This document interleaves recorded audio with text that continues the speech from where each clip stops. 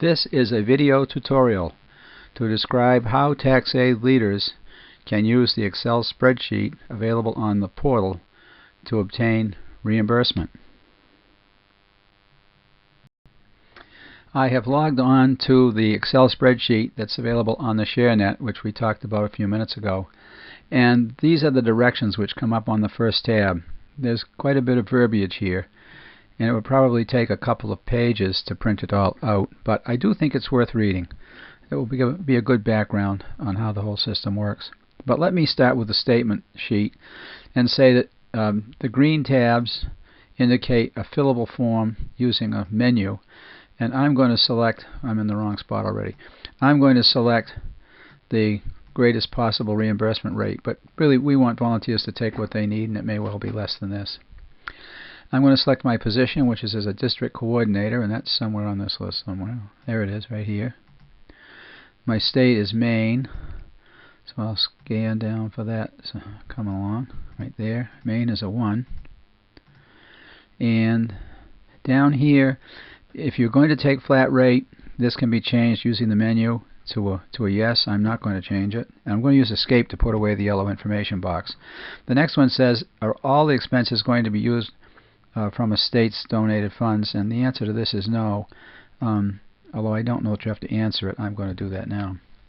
The yellow boxes are ones that you have to fill out. So I'll put in my ID number and my name, which is Tom DC for this exercise. My address is going to be 85 Annex, and my city will be Bangor, Maine, and the zip is 04444, and my telephone is 303-945-3707, which formats very nicely. And by the way, none of this is true except the main part, so I'm just trying to give you a model and not tell you a lot about myself. Here is the summary of details which will be transferred over from the other two tabs, the yellow and the blue, and we'll look at them when we finish up. Finally, the yellow boxes here are the places for the volunteer, for you if you're a DC or an LC or another leader, to put in your name. Use the computer keyboard and the date, and then when you're finished and you send this to your supervisor, the supervisor will finish in those last two yellow boxes with the signature and ID number. I've moved now to the leader travel expenses form, and I'll enter some data to account for my time working as a Tax-Aide volunteer. And it began in January with training on January 6th, and I was at Husson University. And its round trip is 8 miles. And if I tab now, it's going to go over to the left hand side. I can go back with my mouse and pick T and then tab for the 7th. And Husson just needs an H, it's really handy, and the 8 again, and then tab, and another T, and the 8, and H for Husson, and 8 miles. Now, I've got a whole bunch of these, so I've got to get rid of that. I should be able to pull this little box, tiny box right here down, and I should be able to do the 9th, 1, 9, and down arrow, and 1, 10. A lot of ways to enter data in Excel, and you'll find one that suits you really well. Here's an H for Husson, another H for Husson. Here's the 8 miles, down arrow, and 8 miles again, and that takes care of that. Then on January 25th, I went to, no, I can't do that, can I? I'll show you what happens if you put in bad data. It has an error trap, so I have to retry. What I need to do here is I need to say that I was coordinating, which is a B expense, and I did it on 125. And the trip was to Staples in Bangor to buy some paper. I'll make a little A.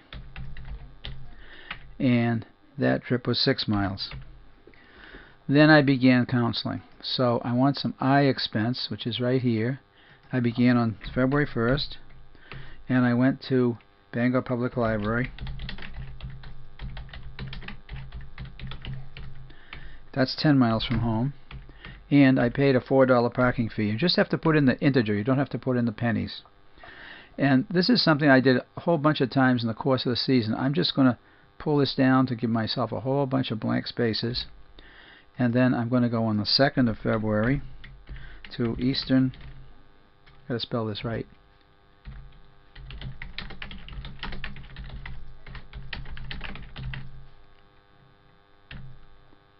And that is also 10 miles from home. But there's no parking fee there. The next day was the 3rd. I went back to Bangor Public Library. It was still 10 miles. And I paid $4 that day. And the next day, the 4th, was the same thing, except that I must have gotten there late because I only had a $3.50 parking fee. So now I got to put in the decimal. And then on the 5th, I was back at Eastern Agency for 10 miles and no parking fee. So I would have used the fast system, except that I had these receipts that I wanted to turn in, and so I had to keep them and make a copy and send it in with the expense report.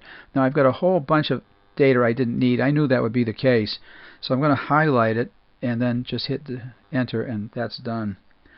So I've got everything recorded that I want to do to show you how the system works, but there's one more twist you really need to know, and that is this little button right here. It's a filter, and it allows you to print only the items that are not blank. So you want to click this, because if you don't, you'll print 3 pages instead of just 1. So this is important to remember. At this point, I need to go on to the next tab, Leader All Other Businesses, and I'll show you how that works. I've moved now to the Leader All Other Expenses tab to account for the purchase of paper at Staples. And I've got to pick an activity code, which is S for e-file supplies.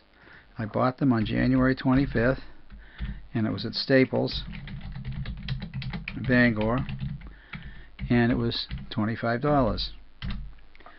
So now we're ready to go back and look at the statement to see how all of this is aggregated.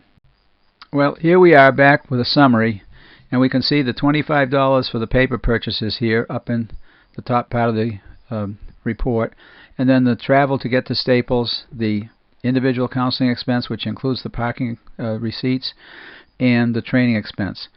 And this needs to be signed off by the volunteer right here with the date. Email it together with electronic version of the receipts for Staples and the parking tickets, and the supervisor can sign the bottom of the form using the keyboard with their ID and the date, and attach the file for the expense report together with the receipts and email them off to the National Office for approval. I think you'll find the process works well. Using the Excel expense sheet gives accurate math, it's easy to read, and frankly it saves some time not having to send the materials through the mail. So I wish you well, and thank you for being a Tax-Aide volunteer.